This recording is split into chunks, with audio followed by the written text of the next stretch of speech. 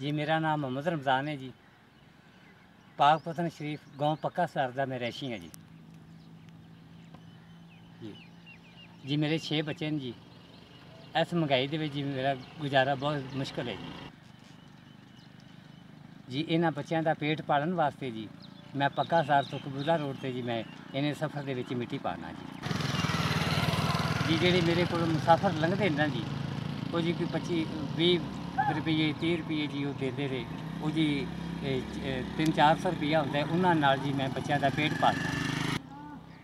मैं बच्चों का पेट पालन वास्ते जी मैं 25-30 किलोमीटर जी मैं सफ़र तय करना जी।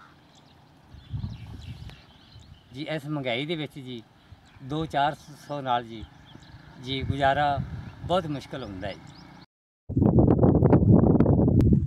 SVS तुहाडी तरफों 5000 मिल गया जी।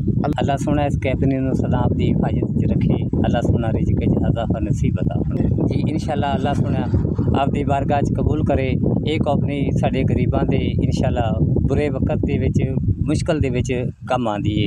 अल्लाह सोना तुहाडे रिज़्क़ च इज़ाफ़ा नसीब करे। अल्लाह सोना इस मालक नूं सेहत नसीब करे। अल्लाह सोना उन्होंने आपदी हिफाजत च रखे हर वक्त। अल्लाह सोना बच्चियां दी खुशियां नसीब करे। SVS तुहाडी मेहरबानी तुहाडी तरफों 5000 पहुँच गया।